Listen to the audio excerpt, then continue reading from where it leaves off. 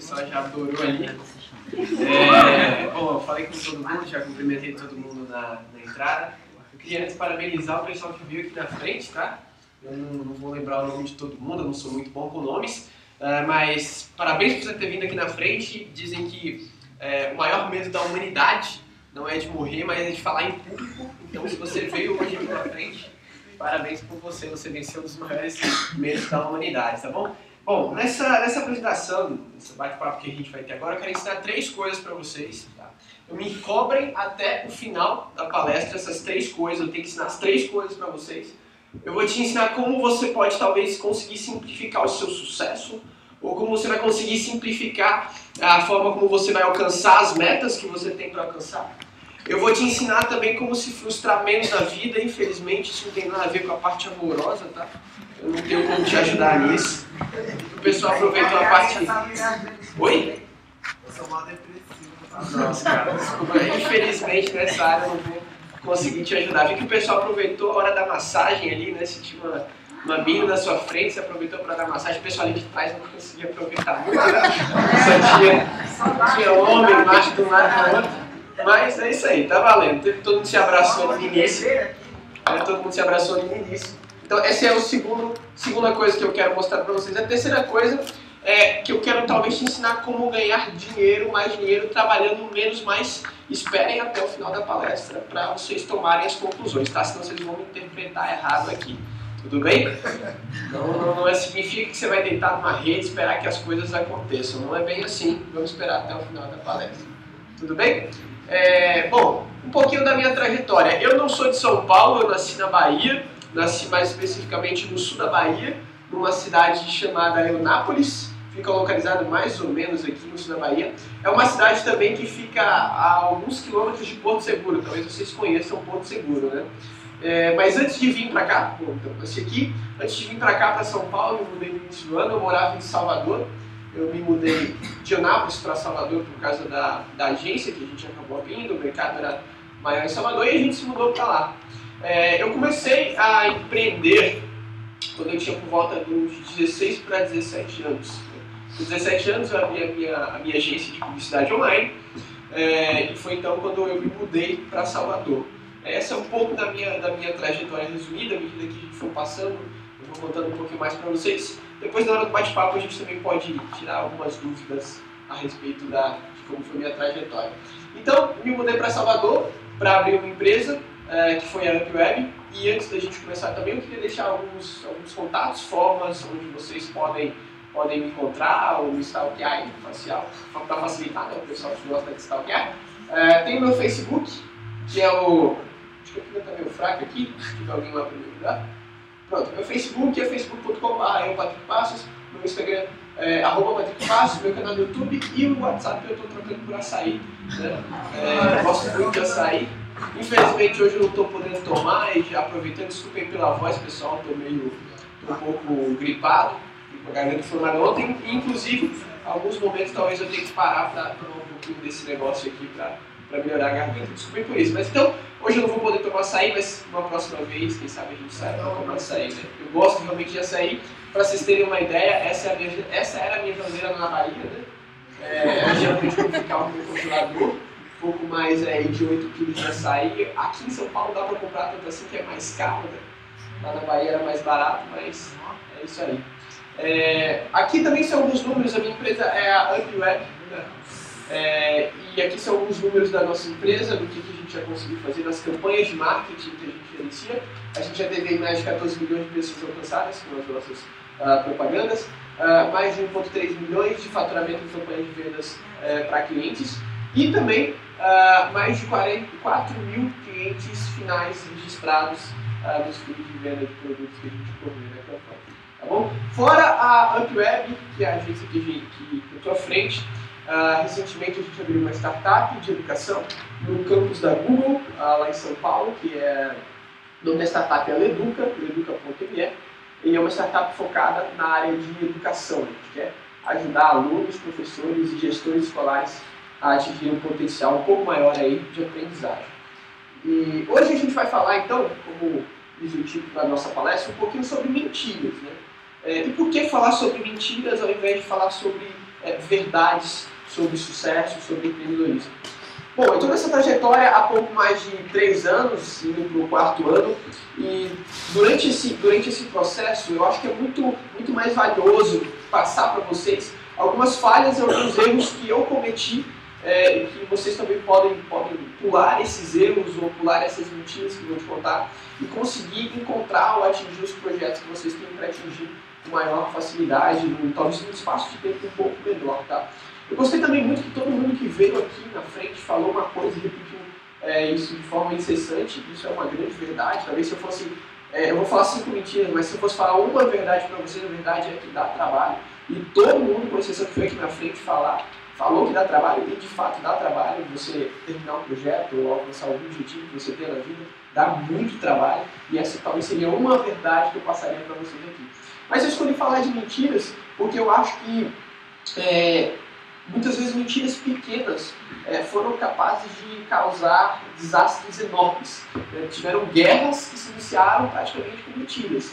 Mentiras causaram a morte de milhões de pessoas ao redor do mundo. Tem desde mentiras mais simples, que não têm um impacto tão grande, até as mentiras mais complicadas, que aí podem de fato causar consequências desastrosas. Tem uma frase que eu gosto de falar, para dizer também por que eu prefiro falar sobre 5 mentiras, que não é o que você sabe que te coloca em apuros, é o que você não tem certeza, é o que você tem certeza de que não é bem assim que te coloca em apuros. Ou seja, geralmente aquelas coisas que você não tem tanta certeza, mas falaram, você aceita como verdade, e isso talvez te coloque em apuros muito mais do que as verdades que você vai ouvir por aí. Tá? Isso também é um outro motivo porque a gente escolheu falar sobre mentiras. E tem a mentira zero, que eu gosto de falar para vocês. O tema da nossa apresentação é 5 mentiras, as 5 maiores mentiras a respeito de empreendedorismo. E tem a mentira zero, que eu acho que todo mundo já acreditou, ou talvez acredite ainda, que é o fato de que empreendedorismo ou empreendedores são apenas aqueles donos de negócio, ou empresários, ou profissionais ligados à área de administração. Na verdade, eu acredito que empreendedorismo está muito mais ligado com uma forma de ver o mundo, com uma atitude a se tomar em frente de diversas situações, porque é necessariamente uma profissão. O empreendedorismo não é uma profissão, não é uma área, é uma maneira como você encara as coisas. Tá? Então, isso é empreendedorismo. Você não precisa abrir uma empresa, você não precisa ser dono de um negócio, ser um empresário para ser empreendedor. Então, empreendedor tem uma definição clássica do dicionário, que eu trouxe aqui para vocês, que empreendedor, na verdade, é aquele que decide realizar ou decide tentar. Tá? Empreendedor é aquele que empreende. Né? Eu lembro que quando eu fui preparar essa parte aqui, eu entrei no dicionário, tem algumas informações que parecem que não são tão úteis de dicionário. Eu entrei no dicionário para procurar o que era empreendedor. Aí estava lá, aquele que empreende. É mesmo. E aí depois então eu fui entender, então o que é empreender? Tá, beleza. Empreender é um verbo que significa decidir, realizar, pôr em execução e tentar. Então, se você de alguma forma você faz alguma dessas ações ou alguma dessas atitudes, isso significa que você é um empreendedor, né? Que você tem um negócio, uma agência, para ser um empreendedor. Eu escolhi esse caminho de ter um negócio próprio. Como eu falei, a gente tem a empresa, que é a agência UpWeb, a gente também tem uma startup, que está no campo da Google, educação. Mas não é necessariamente por isso que eu sou empreendedor. Eu sou empreendedor muito mais por tentar colocar as coisas em prática do que necessariamente porque estou atuando em uma determinada área. Tá? Então não importa em que área você está, na área que você está, você pode ser um ótimo empreendedor. Tudo bem? Vamos começar então com a nossa mentira, a primeira mentira de número 1, que você vai ouvir aí, e que é muito comum na nossa sociedade. E é muito comum a gente se deparar com essa mentira, dizendo que o oposto de sucesso é fracasso. Isso por quê? Porque a gente vive numa cultura que condena erros. Se você está ainda no período da escola, no ensino médio, né, você vai ver que se você errar numa prova, você vai ser penalizado por aquilo. Né? Os seus pais vão brigar, os professores vão brigar com você. E aí parece que errar é a coisa mais absurda do mundo. Né? Mas ninguém pode errar porque todo mundo tem que ser perfeito, todo mundo tem que conseguir fazer tudo da forma mais exata possível. E aí você pensa que talvez quando você errou em algum momento da sua vida ou fazendo alguma atividade, necessariamente significa que você se afastou de alcançar o sucesso porque não chegou mais perto dele. Mas essa é uma grande mentira, eu acho que talvez é a maior mentira que te contaram, né? Porque as pessoas pensam que toda vez que você comete um fracasso, na verdade você ficou mais longe do seu objetivo. A verdade é que ninguém gosta de fracassar, e talvez por isso que essa mentira é muito presente na nossa cultura. Porque fracassar é ruim, cara. Eu não estou aqui para falar que quando você errar, você vai ser feliz da vida aí, comemorando. Oh, errei, ninguém faz isso, é loucura, cara. Né? E talvez por isso que a nossa sociedade tenta ao máximo se distanciar de erros e colocar as pessoas que erram de lado. Né? Porque, de fato, não está no nosso ímpeto errar. Né? Só que eu não sei se vocês conhecem, eu queria contar uma história, um resumo da história para vocês, de um cara chamado Tiger Woods. Ele é um golfista muito famoso. Há quem diga que ele é um dos maiores golfistas do mundo. Ele é norte-americano e ele é um cara assim, que dizem que quem joga golfe, não joga golfe, mas eu tenho alguns amigos que jogam golfe, e eles dizem que ninguém nunca na história do planeta vai conseguir chegar perto dos resultados que o Tiger Woods conseguiu alcançar. Né? Para você ter ideia, ele é um dos atletas, né, um dos únicos atletas do mundo que conseguiriam chegar a uma fortuna de $1 milhão. Ele perdeu alguns patrocínios recentemente, então a carreira dele ficou um pouco complicada, mas ainda assim o histórico que ele tem dentro da carreira profissional dele como um golfista, como um atleta, é impecável. É uma coisa histórica, é uma coisa que qualquer atleta, qualquer golfista almejaria ter. E por mais estranho que pareça, mesmo esse cara tendo uma das trajetórias mais incríveis dentro do golfe, o Tiger Woods ele só conseguiu acertar 3% das tacadas que ele deu. Então, de todas as tacadas que ele deu no golfe, ele só conseguiu acertar 3% das tacadas. 97% da carreira desse cara foi dando tacada ruim, dando tacada errada, dando tacada que, sei lá, a bola ia para o outro lado, o lado completamente oposto ao lado do buraco, e ele ainda assim se tornou o maior maior golfista do mundo. Né? Essa é apenas uma das histórias, tem inúmeras outras histórias de inúmeras outras pessoas que também mais erraram durante a vida do que acertaram, e talvez você vai mais errar do que acertar na sua vida, mas errar não significa necessariamente que você se afastou do projeto que você conseguia, ou que você queria, que você pretendia alcançar. Né? Tem uma outra coisa também que eu queria falar, ainda dentro desse tópico para vocês, que quando eu me encaro, ou quando eu me deparo com algum processo de erro, ou com algum momento onde eu fracassei, ou alguém do meu time fracassou, eu costumo olhar para isso como um indicador de movimento. Então eu não gosto de encarar o erro como se fosse um indicador de movimento. Por quê, cara? Porque se você não erra, é bem provável que duas coisas estão acontecendo com você. Ou você não está tentando nada novo, ou você está fazendo algo que você já faz há muito tempo, você automatizou esse processo, e mesmo em processos automáticos, uma vez ou outra você vai errar, tá? A taxa de erros talvez vai ser bem menor, mas você ainda assim vai errar. Ou você não está fazendo nada, cara. De duas uma. Então, ou você não está fazendo nada novo, você não está tentando nada novo, ou você não está fazendo nada, você está parado, literalmente parado. Né? É tanto que, por exemplo, lá nos projetos que eu coordeno, seja na agência ou dentro da startup, a gente estimula a cultura de erro para o pessoal que trabalha com a gente. Então a gente faz questão de criar um ambiente onde eles possam errar, onde eles se sintam seguros em cometer erros. Porque eu sei que se alguém comete um erro na minha equipe, é porque esse alguém pelo menos tentou fazer algo novo.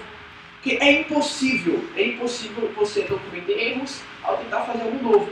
Não tem como. Por quê? Porque o novo é desconhecido. Se o novo é desconhecido, você não está preparado para lidar com aquilo. Né? Tem uma frase que eu gosto muito também, é que se você quiser dobrar sua taxa de sucesso, esteja preparado para triplicar sua taxa de fracasso. Né? Porque para você alcançar o sucesso, você vai ter que fazer algo que ninguém fez, e por fazer algo que ninguém fez, você vai errar. Então, se você quer ser bem sucedido, esteja preparado para antes ser fracassado. Ser o cara fracassado, o cara que vai errar muito mais do que acertar. Só que quando a gente fala de erro, tem uma coisa que eu gosto também de salientar, que é você tem que entender que se acostumar com o erro é diferente de aceitar o erro. Tá bom? E aqui já entra uma parte que eu gostaria de chamar a atenção. Porque talvez você vai sair daqui falando, não, o cara falou que eu posso errar e tal, então tá tudo bem se eu errar. E você começa a aceitar o erro como parte do seu... você começa a se acostumar com o erro como parte do seu processo. Tá? E na verdade, o que você tem que fazer? Você tem que acostumar que o erro vai estar sempre ali. mas você não tem que aceitar que ele continue ali, beleza? Não é porque você errou uma vez que você vai falar, eu vou fazer de novo, porque eu já errei, né? Então, acostumar é diferente de aceitar. Acostume-se que ele vai estar na sua vida, mas não aceite que ele continue na sua vida, tá? Mesmo que você cometeu um erro, faz de novo, e talvez você errou 10 vezes, talvez na 11ª você vai acertar, talvez você erre, você tem de novo. Mas se você errar, continua, não para, tá? Nunca aceita um erro, nunca aceita a permanência de um erro. Acostume-se que ele vai existir. Tipo, ele vai existir, mas não deixa ele ficar lá. Outra coisa que eu gosto também de falar a respeito da cultura de erros é que você, toda vez que você for errar, você deve cometer o que eu chamo de fracasso inteligente. Fracasso inteligente é quando você erra e consegue sentar e analisar os motivos que levaram você ao erro. Errar por errar é besteira, é bullshit. Tá? Então não erre por errar. Agora, quando você erra e quando você tenta entender o porquê você errou, porquê você cometeu aquele fracasso, isso é o que eu chamo de fracasso inteligente ou erro inteligente. Isso, cara, vai te colocar a quilômetros de distância de qualquer cara. Qualquer cara na sua área, qualquer cara no setor onde você trabalha, na empresa onde você trabalha, porque você cometeu um erro, você sabe um caminho que você não deve seguir. Você não deve ir por aquele caminho. Então isso é um motivo de parabenizar, de dar parabéns para você por causa disso. Mas, de novo, apenas se você usar essa situação de erro como um aprendizado, e não um erro pelo erro, tá bom? Então, se errou, cara, vê por que você errou, estuda por que errou. Você vai para uma entrevista de emprego, o cara não te contratou, depois você chega, senta em casa e tenta elaborar uma lista de quais erros você cometeu durante aquela entrevista para você aprender com eles, tá? Se você cometer um erro e não aprender nada disso, aí sim, aí você se distancia do seu sucesso. É muito comum nos Estados Unidos, por exemplo, uma região que é praticamente a mãe do empreendedorismo, a mãe das maiores empresas de tecnologia que vocês conhecem, Facebook, o Instagram, Yahoo, e Netflix e outras empresas, elas ficam situadas e nasceram no Vale do Silício, no Silicon Valley, que é uma região dos Estados Unidos. E no Silicon Valley, muitas empresas, muitas startups nascem a todo dia. Startups são empresas um pouco menores, tá? São empresas que a gente diz que têm um alto potencial de inovação, mas ainda eles têm um mercado incerto. São empresas geralmente de tecnologia e pequenas, que estão começando agora. E lá no Vale do Silício nascem muitas startups. E acredite se quiser, lá no Vale do Silício eles têm uma coisa chamada cultura do erro. Eles querem valorizar o quanto você erra. Se você chegar lá no Vale do Silício e falar assim, cara, eu já falei 3 empresas, você vai ser altamente disputado para entrar no time. Por quê? Porque você pelo menos conhece 3 maneiras de não fazer determinada coisa numa empresa. Então lá no Silicon Valley é engraçado, porque eles gostam quando você erra. Tá? Quando você erra de novo, erra e consegue apresentar o relatório do porquê você errou, né? Do porquê você cometeu aqueles erros. Nossa, você vai ser extremamente cobiçado para entrar no time. Tá?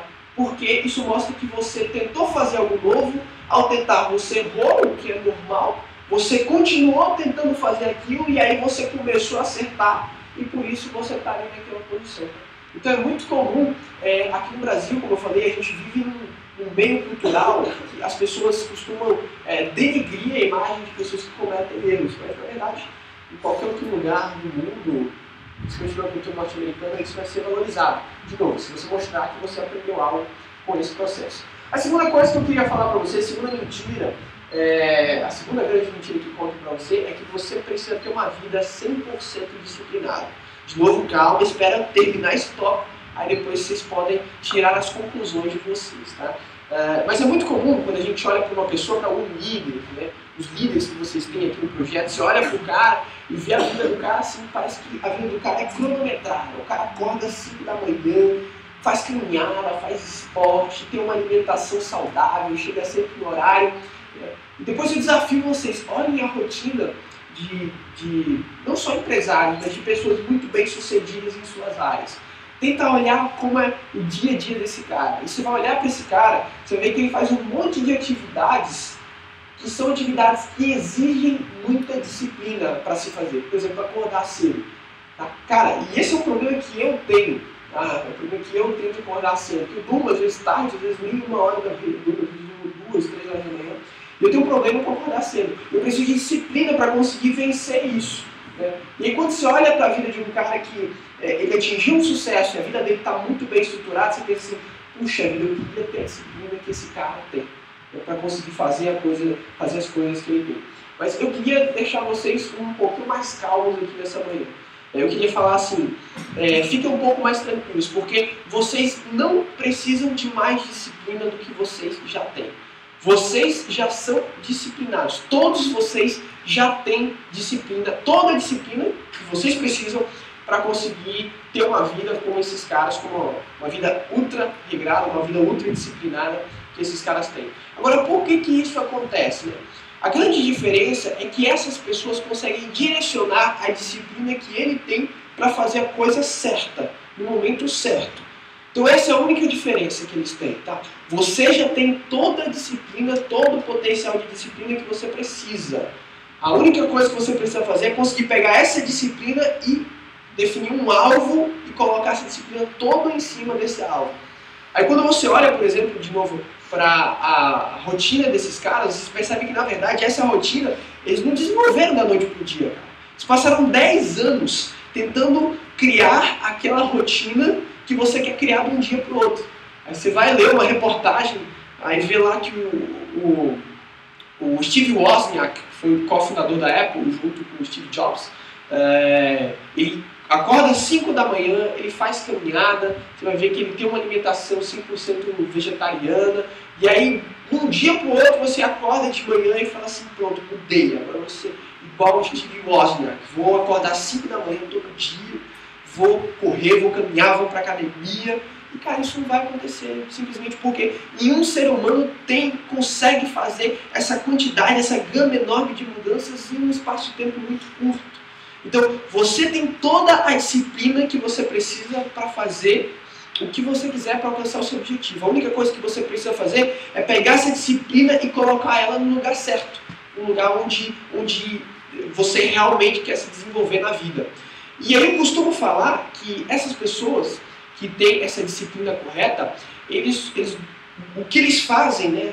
Eles costumam mirar essa disciplina que eles têm na criação de hábitos. Tá? Eles pegam a disciplina que eles têm e criam e focam em criar hábitos. Por quê? Hábito é um comportamento automático que as pessoas têm. Hábito você faz sem usar tanto força de vontade assim. A disciplina também a gente pode chamar de força de vontade.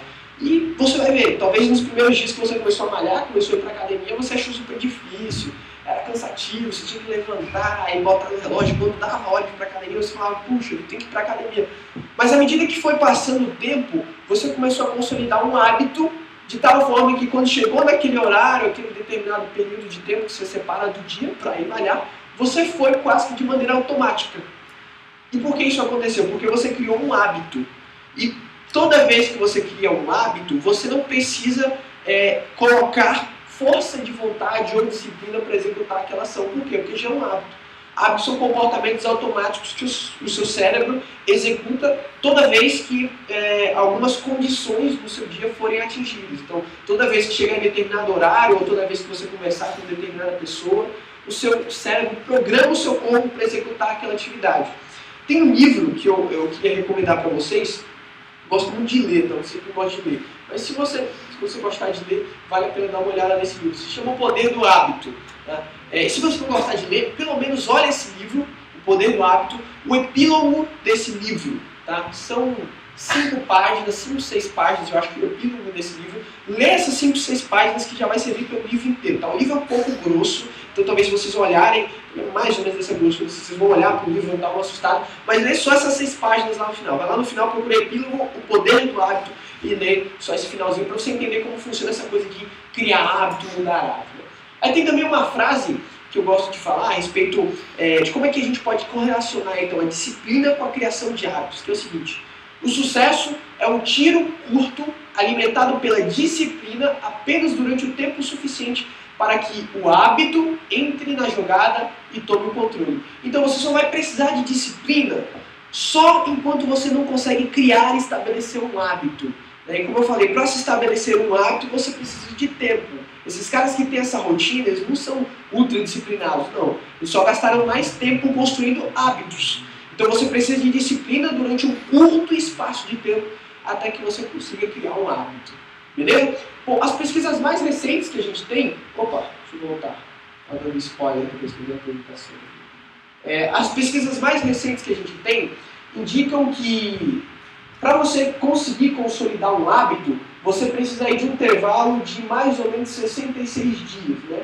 E aqui eu coloquei um gráfico para vocês entenderem isso melhor, como é que funciona a relação de disciplina com o passar do tempo. Você vai ver que toda vez que você iniciar um novo comportamento ou uma nova atividade que você quer fazer na sua rotina, você vai precisar de um alto grau de disciplina, tá? Por quê? Porque aquilo é novo para você não tem aquilo dentro da sua rotina diária. Então você precisa de muita disciplina, muita força de vontade para conseguir aquilo. Mas quando você chegar no dia 66, depois de 66 dias, você vai conseguir construir ou consolidar um novo hábito. E aí, o esforço que você vai precisar fazer, a disciplina que você vai precisar empenhar, vai quase que zerar e vai ficar numa constante infinitamente. Por quê? Aquilo virou hábito para você. Aquilo ficou automático para você. Tá? Então essa segunda mentira que te contam, você não precisa de mais disciplina do que você já tem. Você já tem o suficiente de disciplina, você só precisa direcionar essa disciplina corretamente para a criação de novos hábitos. Tudo bem? A terceira mentira que eu costumo ouvir muito por aí, e cara, todas essas mentiras eu enfrentei elas durante muito tempo da minha vida. Eu acreditei nelas e executava elas, tá? E a terceira grande mentira que você ouve por aí é que você precisa fazer muitas coisas sempre. Você precisa sempre ser um cara multitarefa, tem que fazer tudo um monte de vezes o tempo inteiro. É parecido literalmente igual a essa ilustração aqui, como um cara que tem um povo com vários tentáculos fazendo várias coisas ao mesmo tempo. Essa é uma grande mentira que contam por aí, o fato de que você tem que ser multitarefa. E por mais contraditório que isso pode parecer, eu quero mostrar para você por que você não precisa ser um cara multitarefa. Eu não sei quantos de vocês já ouviram falar numa coisa, um conceito chamado lei de Pareto, tá? Mas a lei de Pareto diz que 80% dos resultados de qualquer coisa que você esteja fazendo na vida vão ser alcançados por meio de 20% das ações. Então, 20% do que você faz durante o seu dia ou em um projeto que você está fazendo na sua empresa ou na sua escola, tá? 20% das ações que você colocar aqui vão ser responsáveis por 80% dos seus resultados. Né? Ou seja, poucas coisas que você vai fazer no seu dia vão ser coisas que de fato vão fazer com que você atinja o resultado que você precisa atingir. E por isso que você não precisa ser multitarefa. Né? Muita gente acredita que eu preciso fazer coisa pra caramba para conseguir atingir o máximo de resultado possível. Não. Né? Pode olhar, analise algumas coisas que você fez na vida. Né? Cara, as mesmas coisas mais assim, absurdas do mundo que você tem feito. Vamos pensar num jogo de futebol. Né? Num jogo de futebol, quantos lances, quantos chutes são dados pro gol? Uma porrada, um monte. Quantos ataques são feitos do time adversário? Um monte de ataque. Né? E eu não sei se fosse a seleção brasileira atual, né? Mas, bom, na época de 2002 eles faziam muito ataque. Você vai ver, você vai perceber que foram poucos ataques que foram responsáveis por gerar uma vitória para aquele time.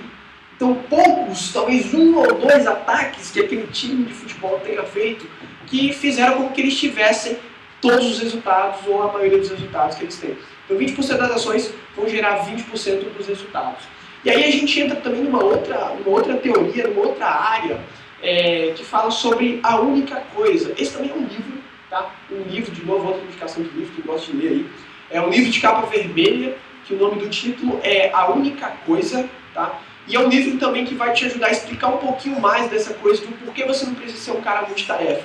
Porque é melhor você ser um cara focado do que ser um cara que faz um monte de coisa ao mesmo tempo.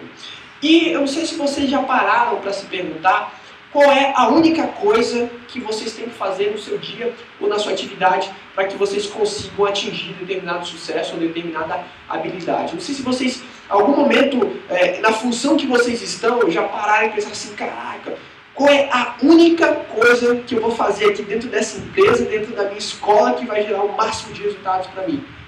E tem uma frase também que eu gosto a respeito dessa coisa de multitarefa, que diz que fazer muita coisa ao mesmo tempo é meramente a chance de estragar mais coisas ao mesmo tempo.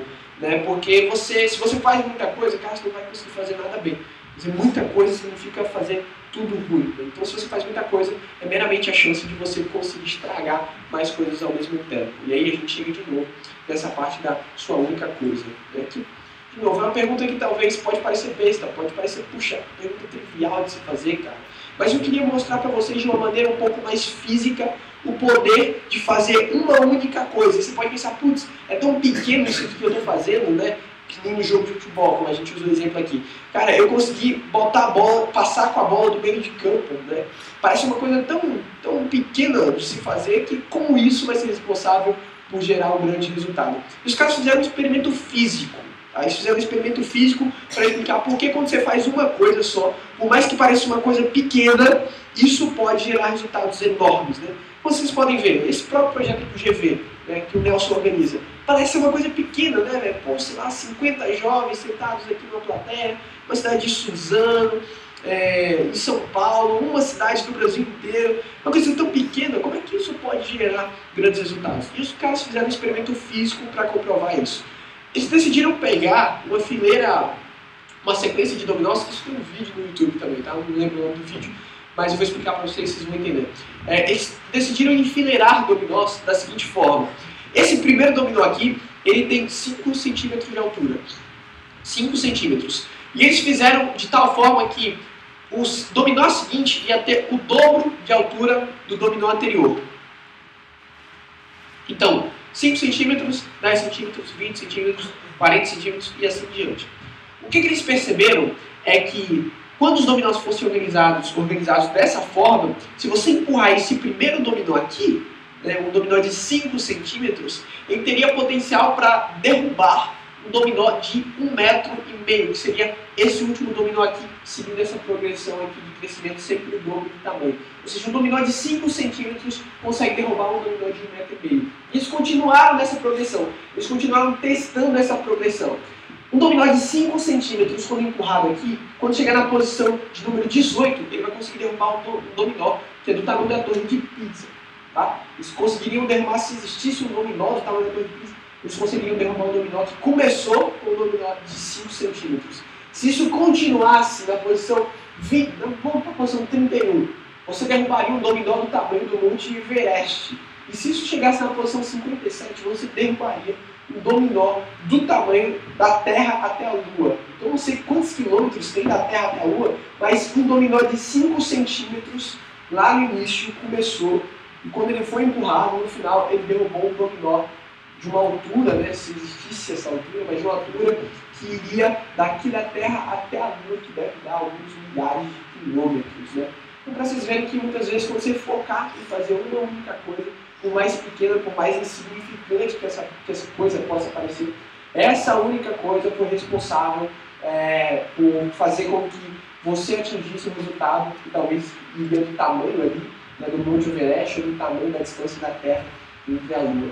E essa pergunta, cara, se você não entendeu nada disso, não entendeu nada do que eu falei, ouve essa pergunta, anota essa pergunta, estou vendo que o pessoal está anotando aqui, anota essa pergunta, porque essa pergunta é o que a gente chama de pergunta-foco, mas é também a pergunta que eu falo assim, é a pergunta que vai fazer você trabalhar menos e ganhar mais.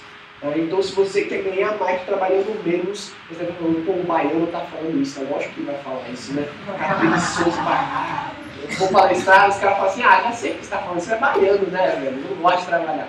Mas presta atenção, a pergunta-foco é o que vai fazer você focar em uma coisa para você trabalhar menos e conseguir fazer ou conseguir atingir muito mais resultados. Então, anota isso aqui. Né? E claro, tenta responder essa pergunta depois sozinho. Qual é a única coisa que eu posso fazer agora? Tá? Aqui faltou uma agora. Né? Você coloca um espaço temporal aqui. Depois de fazer, onde você vai colocar um espaço temporal que você quer atingir aquele objetivo. Né? Então, qual a única coisa que eu posso fazer agora, ou posso fazer essa semana, ou posso fazer esse mês, ou posso fazer nesse projeto? Depende do que você quer identificar a única coisa aí, tá? Mas qual a única coisa que eu posso fazer agora, de modo que ao fazê-la, todo o resto se torne mais fácil ou desnecessário? Cara, gasta pelo menos uma manhã pensando nisso, tá? Gasta muito tempo pensando nessa pergunta. Quando você achar uma resposta, escreve essa resposta, cola em tudo quanto é lugar, na porta do seu guarda-roupa, na porta do seu quarto, cola em tudo quanto é lugar, para você conseguir identificar qual é aquele objetivo que você quer alcançar. você vai ver que você vai conseguir alcançar nele fazendo uma coisa só, simples. Parece simples, cara. Mas tem uma frase que eu gosto também, que parece simples, mas não deixe que o simples te engane, cara. É muito comum a gente ignorar coisas simples. Como eu falei, cara, anota isso aqui, sei lá, tira foto disso aqui. E é uma coisa simples, anotar essa pergunta ou saber essa pergunta. Mas não deixe que as coisas simples te enganem, porque as coisas simples podem fazer muita diferença, beleza? Então, qual a única coisa que eu posso fazer de modo que ao fazer todo o restante se torne mais fácil e desnecessário? Sempre pergunta isso. Toda vez que você for fazer uma coisa nova, sempre pergunta isso, tá bom? Sempre se pergunta qual é essa outra coisa, e aí você vai ver que todo o restante vai ficar bem mais fácil de fazer. A gente está chegando na quarta mentira, tá bom? Então a terceira mentira que eu falei é você não precisa ser um cara multitarefa, você não precisa fazer uma porrada de coisa ao mesmo tempo. E essa é uma grande mentira também que te contaram, tá? A quarta mentira que a gente ouve também muito frequentemente, né, e que a gente ouve muito também dos nossos pais ou da nossa escola, a gente ouve muito isso, é de que você tem que melhorar os seus pontos fracos, né? Fala assim, poxa, eu não sou tão bom nisso, eu tenho que melhorar isso. Por que a gente costuma ouvir muito essa questão? A gente costuma ouvir muito isso, de novo, também só tirem conclusões depois que eu terminar de falar, para você não sair daqui com uma impressão errada, tá bom? A gente ouve muito isso porque a gente é acostumado ao longo da nossa vida a ter sempre uma coisa boa e uma coisa ruim. Tem sempre o lado bom e o lado ruim das coisas. E por isso que a gente gosta de polarizar o nosso mundo. Tudo que você vai ver na sua frente, você sempre vai querer polarizar. Você vê um cara na sua frente, você vai polarizar se o cara é bonito ou feio. Você vê uma mina, mesmo coisa, se é bonito ou feio. Você vê um resultado, você vai polarizar aquilo, se é bonito ou feio. E por isso que é comum a gente ouvir que a gente tem que melhorar aquilo que a gente é fraco, aquilo que a gente, às vezes, não faz com tanta assiduidade assim. Quer ver um exemplo prático? Você vai para uma escola. Aí você vai para uma escola, aí quando você se matricula nessa escola, vamos imaginar que você tem um filho. Né? Esse filho vai para a escola, se matricula o filho na escola, e a professora dele chega e fala assim, olha pai, ele é muito bom em matemática, ele tem um desempenho, na verdade, acima da média do que os outros alunos têm, mas ele não é tão bom em português, sabe? Eu acho que você devia botar esse cara numa banca de português.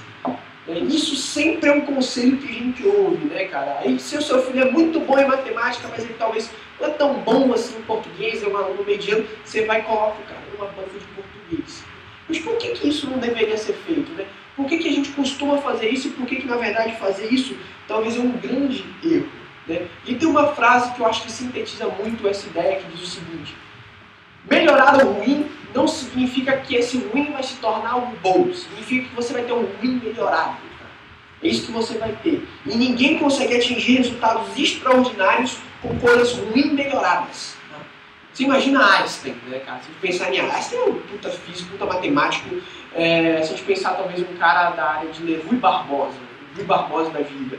Rui Barbosa era um cara excelente em letras, em português, talvez em gramática, em literatura. É um cara fantástico, mas talvez ele não fosse tão bom assim em física, cara.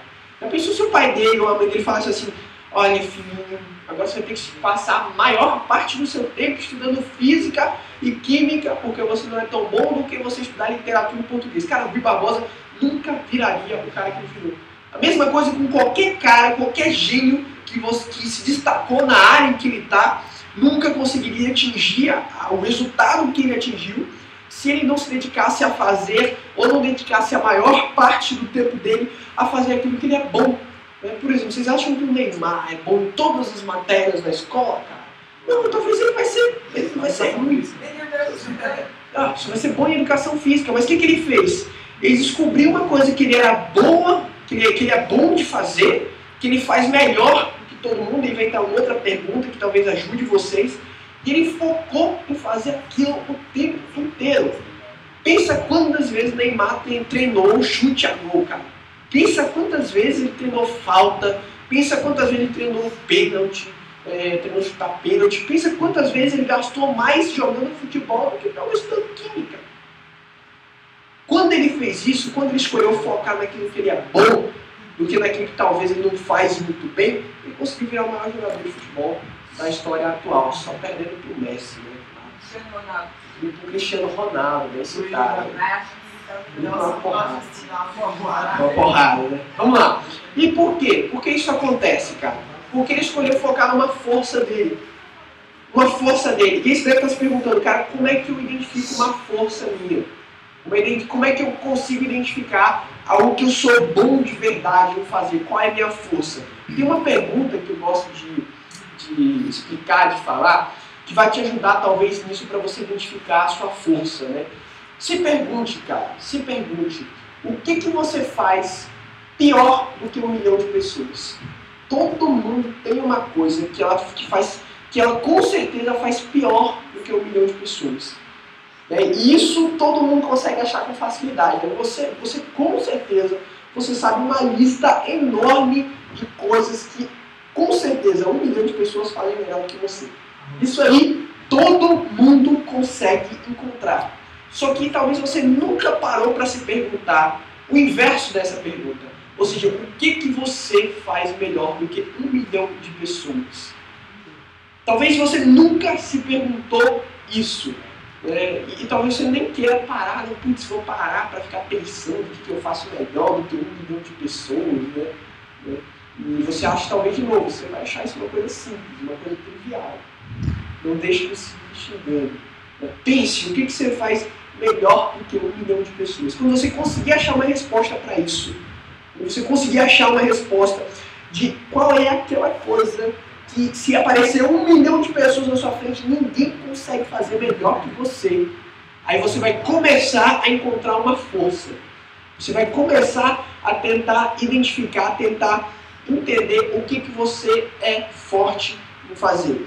E aí tem também uma equação que eu gosto de usar para identificar habilidade, identificar força. O pessoal que trabalha comigo, todos eles passaram por isso, no processo de treinamento, entrevista deles. A gente sempre tentou, eu sempre tentei identificar aquilo que ele fazia melhor do que 1 milhão de pessoas.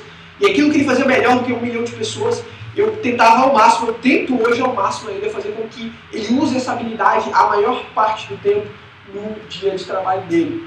Então, isso funciona muitas vezes para você coordenar uma equipe.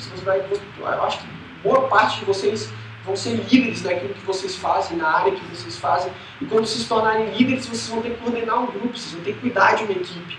Tente identificar dentro de cada um daquela equipe qual é a força daquele cara, o que ele faz melhor do que 1 milhão de pessoas. E aí eu uso essa equação no meu pessoal para tentar identificar algo que eu considero como uma força, que uma força para mim é quando você junta habilidade mais prazer. Né? Por que habilidade mais prazer? Pensem, por exemplo, jogar futebol. Eu não sou um cara que joga futebol, gosto muito de jogar futebol. Então, na verdade, eu não tenho nem habilidade, nem prazer em fazer isso. Tá? Então, eu não sou o melhor cara do mundo. Mas eu gosto de tocar, eu gosto de música. Música é uma coisa que me dá muito prazer. Gosto pra caramba.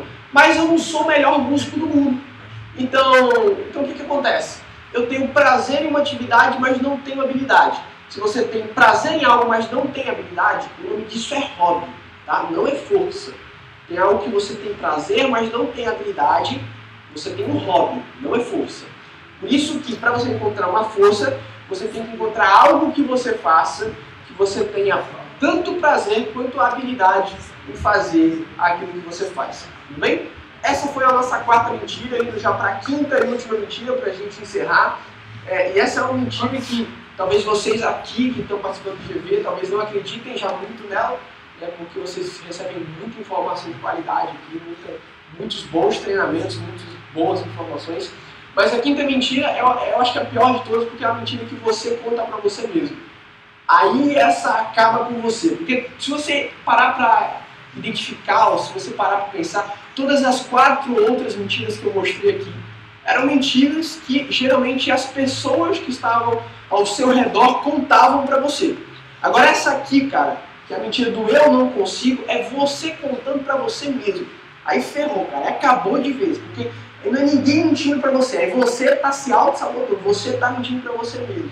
Eu tenho uma frase que exemplifica muita coisa a respeito dessa mentira, e eu vi também uma vez de um empreendedor muito bem sucedido, que ele diz assim, cara, se você perder a sua autoconfiança, pode ficar tranquilo, porque você não tem mais muita coisa a perder, cara. Se perder a autoconfiança em você mesmo, se você não acreditar em você mesmo, bem, pode ficar de boa, porque você já perdeu, acho que tudo, se não tudo, você perdeu 98% de tudo, tá? Então, por isso que essa eu acho que é a maior mentira que você vai contar para você mesmo. Quando você contar para você mesmo, você vai perder a sua autoconfiança e aí você perdeu tudo.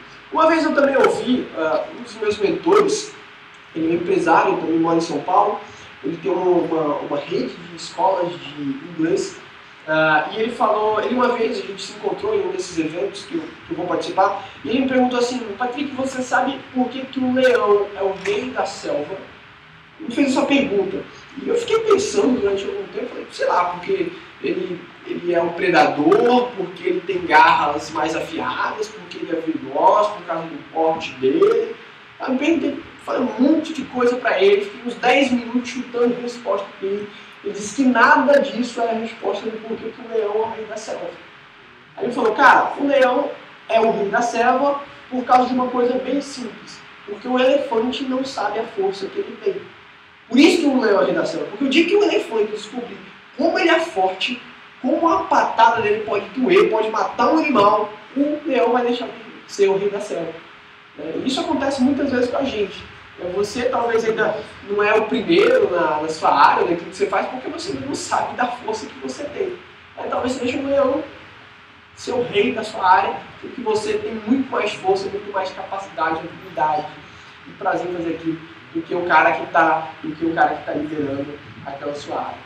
Beleza? Então essa última mentira que eu queria ver, a gente vai dar uma revisada nas mentiras. Entenda que erros fazem parte do seu crescimento. Tá? Quando você erra ou quando você fracassa, tenta sempre aprender com eles. Um erro nunca vai te distanciar do seu sucesso. A segunda mentira que a gente viu, que também você tem que anular, você tem que sempre se lembrar que a sua disciplina deve ser focada na criação de hábitos. Você não precisa de mais disciplina do que você já tem toda a disciplina necessária. O que você precisa fazer é agora concentrar essa disciplina para criar hábitos. Quando você criar um hábito, o negócio vai ficar automático e aí você vai precisar mais de força de vontade. A terceira mentira que a gente viu, e agora a verdade do que vocês têm que conseguir fazer, é de que você precisa fazer uma única coisa. Você não precisa fazer uma porrada de coisa ao mesmo tempo, porque como a gente viu, fazer muita coisa ao mesmo tempo é meramente a chance de você estragar mais coisas ao mesmo tempo. Não significa que você vai atingir mais resultados. A gente também viu a lei de Pareto, que na verdade a lei de Pareto fala que quando você faz menos coisas, mas faz as coisas certas, você vai conseguir, você tem muito mais chances de atingir um objetivo. A quarta mentira que a gente viu é de que você tem que se preocupar com aquilo que você não é tão bom assim, cara. Se preocupa com aquilo que você é bom. Porque aquilo que você é bom é o que vai fazer você se destacar do restante, cara. Quando você pegar o que você é ruim, você vai ganhar um ruim melhorado. Tem algumas coisas que são importantes você ser um ruim melhorado. Por exemplo, se você é um cara que não consegue nem falar um ai, tá? Não consegue, sei lá, falar um oi, tudo bem, você é um cara super tímido. Aí beleza, você tem que melhorar essa habilidade um pouquinho, mas não foca muito nela. Eu costumo falar assim que você tem que apenas focar o suficiente para que você seja na média. Mas não gasta a maior parte do seu tempo fazendo isso. Gasta a maior parte do seu tempo fazendo aquilo que você é bom. O restante você só corrige os erros, Só corrige os erros para você não ficar muito abaixo da média. Corrige um pouquinho o erro e depois foca no que você realmente é bom. A quinta e última mentira, então, é de que você não confia em você mesmo. E essa é uma grande mentira. As verdades agora são essas aí. Eu consigo, você consegue fazer. Eu acredito, na verdade, que todo mundo aqui consegue fazer só pelo fato de você estar aqui hoje, cara. Só pelo fato de você estar aqui hoje, eu acho que isso já é a maior prova de que você consegue alcançar seus objetivos. Tá bom? Então, esse é o papo que eu queria ter com vocês hoje. Agora a gente vai para uma roda de perguntas. E obrigado pela atenção.